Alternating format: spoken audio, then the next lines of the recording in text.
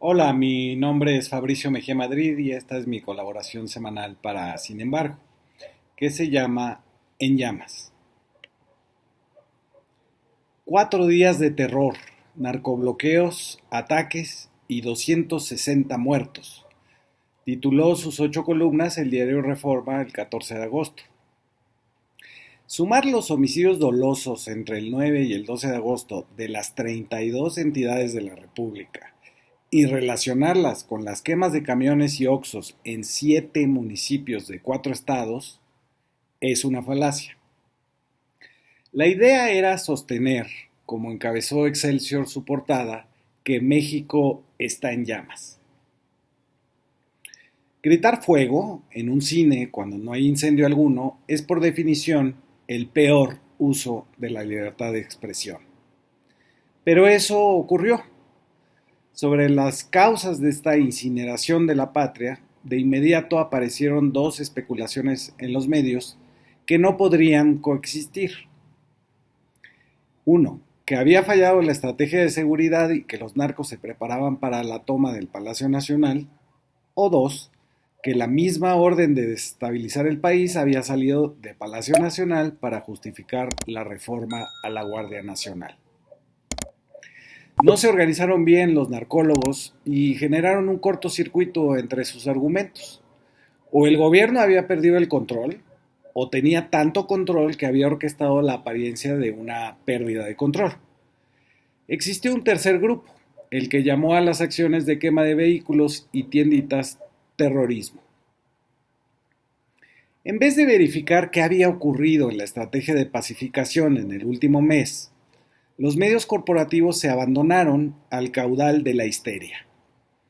Si hubieran visto los datos que cada semana presenta la Secretaría de Seguridad en las conferencias mañaneras, sabrían que la quema de propiedad privada respondía a que tan solo en 2 días de julio, el 10 y el 11, se habían decomisado cargamentos de drogas por un valor de 7.772 millones de pesos, solo en Sinaloa.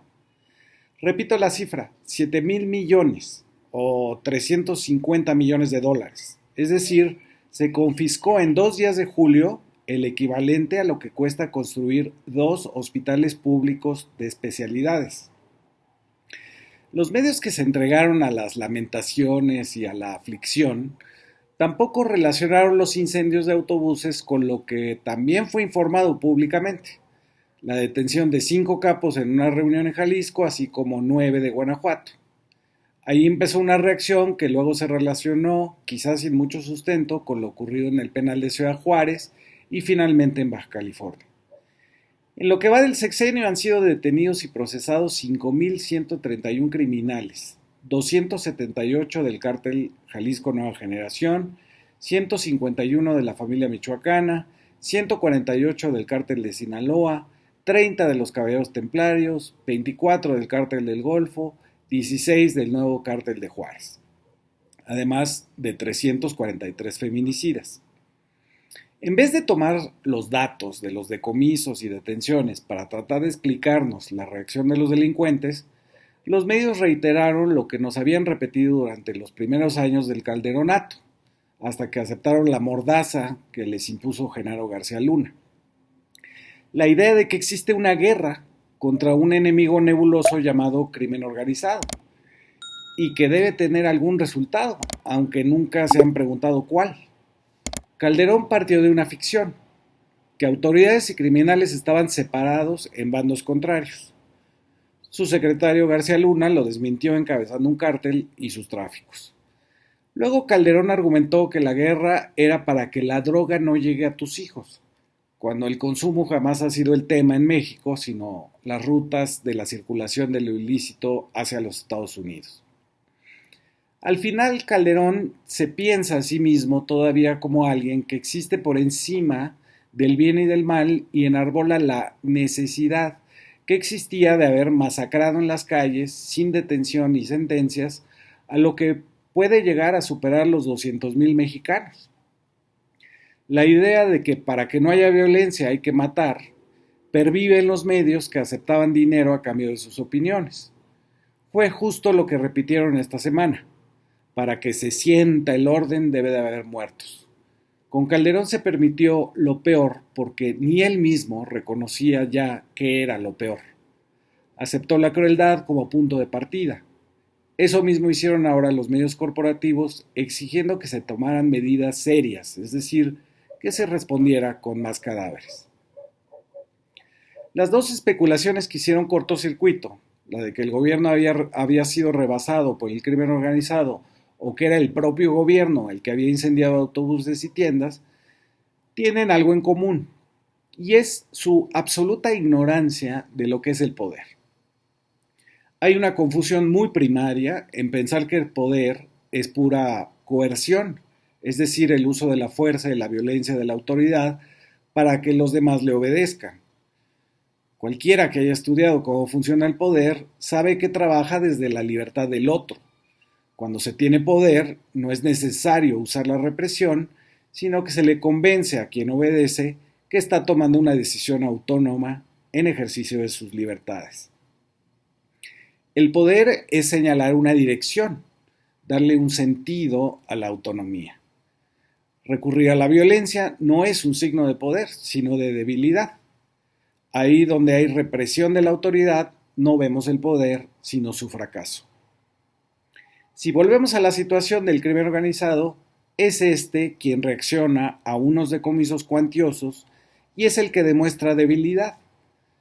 No es tampoco terrorismo, porque si seguimos la definición del propio Departamento de Estado de los Estados Unidos, no es un ataque motivado políticamente contra blancos civiles con la intención de propagar el miedo en un público más allá del propio ataque.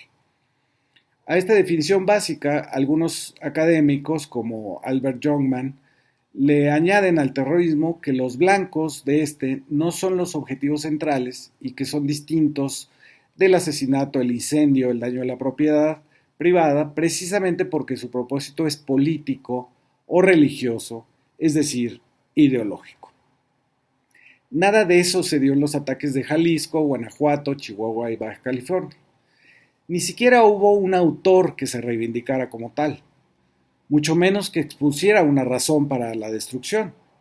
En todo caso, quien quiso generar el pánico social fueron los medios de comunicación que aseguraron que el país estaba en llamas o que se vivía en el terror. Es necesario apuntar también que el terrorismo desconoce métodos legítimos o ilegítimos. Lo mismo puede usar venenos o gases en un vagón de metro que atacar santuarios, símbolos y civiles. Por eso, cuando se habla de terrorismo, se está invitando a la policía del mundo, el ejército de los Estados Unidos, a inmiscuirse en soberanías ajenas. Fue justo lo que intentó Alex Levarón el 28 de noviembre de 2019 al solicitarle a la Casa Blanca que designara a los cárteles de la droga mexicanos como organizaciones terroristas, a lo que Trump respondió frotándose las manos.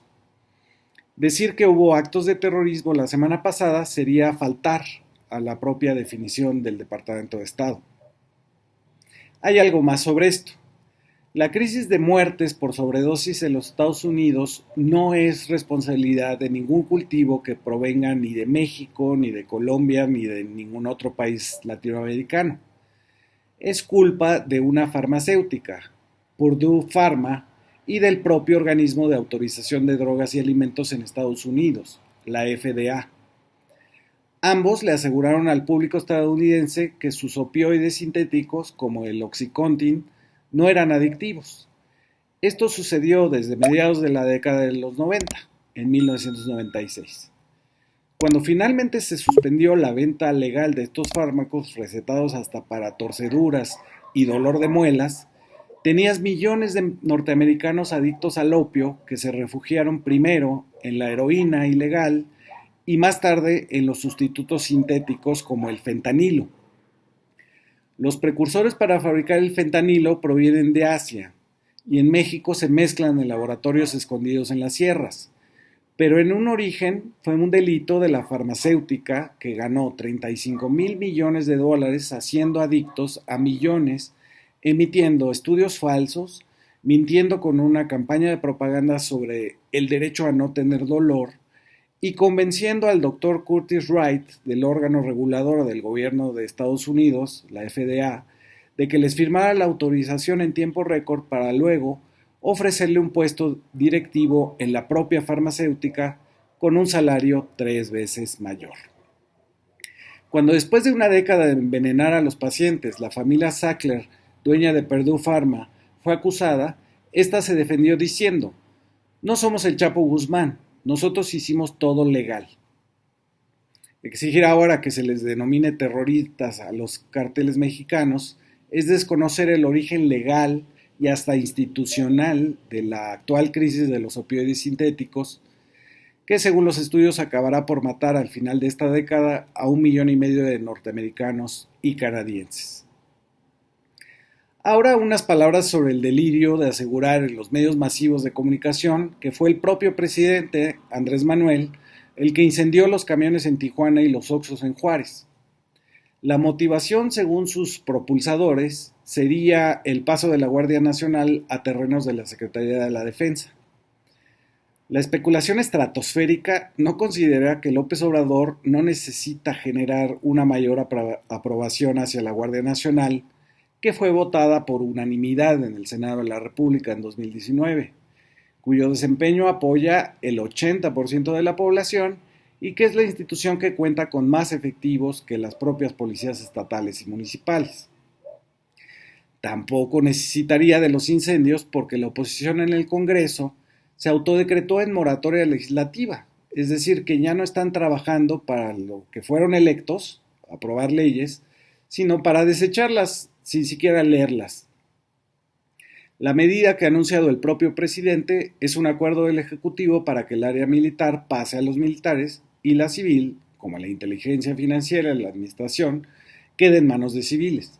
De hecho, a la Guardia Nacional la dirigen los civiles, el propio presidente y un militar en retiro, Luis Rodríguez Bucio.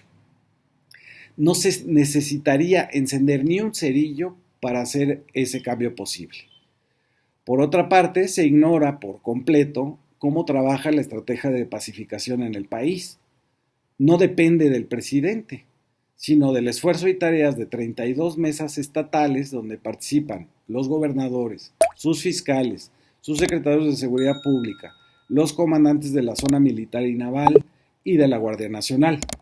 Se les olvida que existen además 266 mesas regionales, porque el crimen organizado no se constriñe a entidades federativas y la mitad de sus núcleos más violentos están en apenas 15 municipios del país. La seguridad ciudadana depende, por lo tanto, de toda la estructura del Estado en cada región y estado de la República, no del presidente López Obrador. Al final, los datos aportados por cada mesa regional y estatal da el cuadro completo de la pacificación. La reducción del 25% de los delitos del fuero federal, la disminución de 13.4% en homicidios, del 29.4% en robo, del 73% en secuestro y 20.5% en feminicidios. No es ya masacrar poblaciones enteras a las que se consideró daño colateral, es decir, inocentes, como en el sexenio de la muerte, que comenzó con un fraude electoral en 2006. Se trata, en cambio, de una estrategia integral que incluye programas sociales, becas, proyectos de desarrollo, así como combate a la impunidad una vez que se han dado los delitos. El pánico social que quisieron generar la mayoría de los medios diciendo que México estaba en llamas no surtió el efecto deseado, entre otras razones, porque han querido caricaturizar el esfuerzo de instituciones estatales y federales de seguridad a la expresión abrazos. Es una táctica que los retóricos conocen como del espantapájaros. Consiste en construir una caricatura del oponente, una versión débil de su argumento, para refutarlo con mayor facilidad. En general se trata de decir en un solo nombre lo que realmente es toda una sustentación de argumentos y estrategias. Así, decir abrazos es caricaturizar lo que miles de funcionarios hacen todos los días en muchos municipios del país. Y esos espantapájaros se les ve la paja y el sombrero raído una vez que nos acercamos y los miramos de frente. Muchas gracias por escuchar. Nos escuchamos y vemos la siguiente semana.